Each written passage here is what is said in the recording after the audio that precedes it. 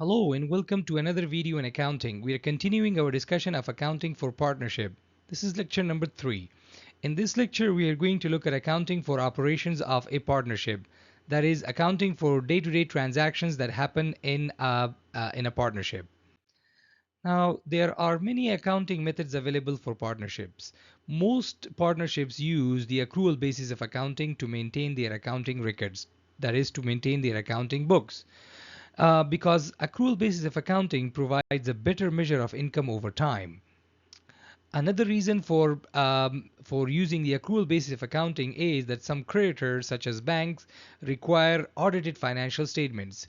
So, if accrual basis of accounting is followed under the rules of IFRS or GAAP, then the auditors can audit the financial statements and provide an opinion on the financial statements. Those financial statements are then used by the creditors. However, some businesses use cash basis of accounting because it is easy to do and there are very few records to keep.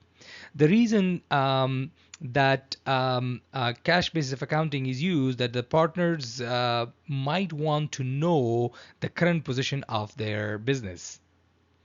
Still, some partnerships might use accounting rules based on the tax rules or accounting based on tax rules.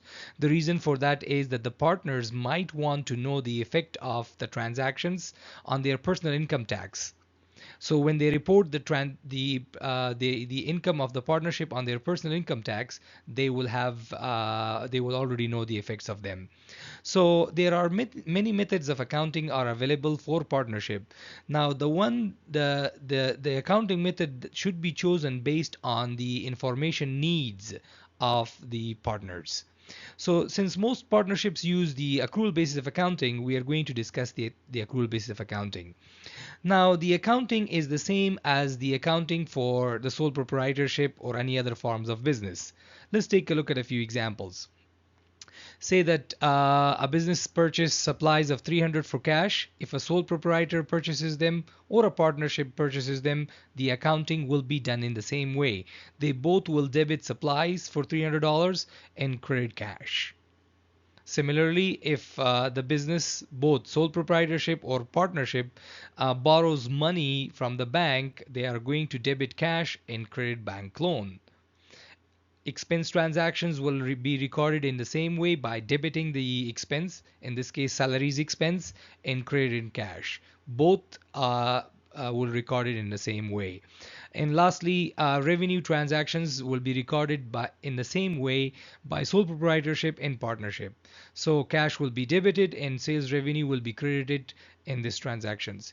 So most day-to-day transactions are recorded in similar manner. There is no difference in accounting or in recording those transactions. However, there are a few differences, and the differences are primarily because there are many partners. So for in partnership accounting, each partner has many accounts. Usually 3 accounts are kept for each partner.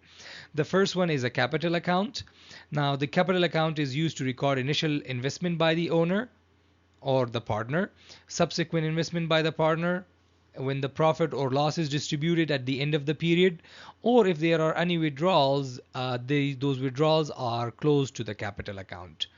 So here is a capital account of T, and these will be some of the transactions that will happen in the capital account. Remember again that if there are 3 partners, there will be 3 capital accounts. Each partner will have its own capital account. Similarly, just to take a look at, let's take a look at an example. Now, if you watch the previous video, which is lecture number 2, you will know that Muskan and Kathy went into a partnership and they invested both cash and other assets.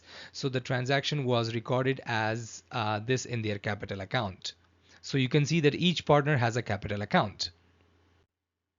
Similarly, each partner will have a drawing account. Now that will be recorded. The drawing account will be used to record any drawings that the partners make at various times during the year. and this drawing account will be closed at the end of the period to capital account. So here is a drawing account for T. So that will be debited for every time T takes out cash from the partnership, and at the end of the period will be closed to the capital account. We will show you how the closing works in lecture number 4. Now, here is an example that that Muskan and Kathy withdrew $4,000 and $3,000 during the year at various dates. So this transactions will be recorded by debiting the Muskan drawing account and Kathy's drawing account. Every time Kathy or Muskan takes out money for personal use, their drawing accounts will be debited and cash will be credited. A third account is the loan account.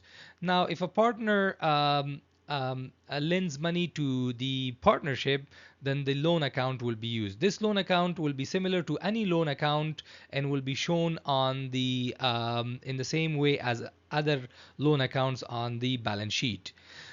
Usually, the loans that is given by the partner to the partnership should charge interest, unless the partners agree otherwise.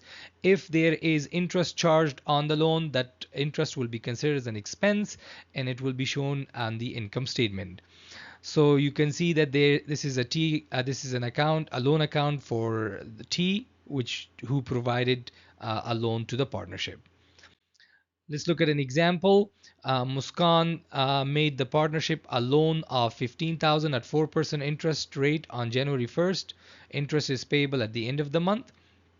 So the partnership is going to debit cash because it receives cash from the partner as a loan, and will credit the loan account, loan payable to Muskan. This is a loan similar to all the other loans and it will be shown on the on the um, on the balance sheet. Now, so this was the lecture on day-to-day accounting for partnership. I hope you liked this video. Don't forget to subscribe and like the video, and I will see you in the next video.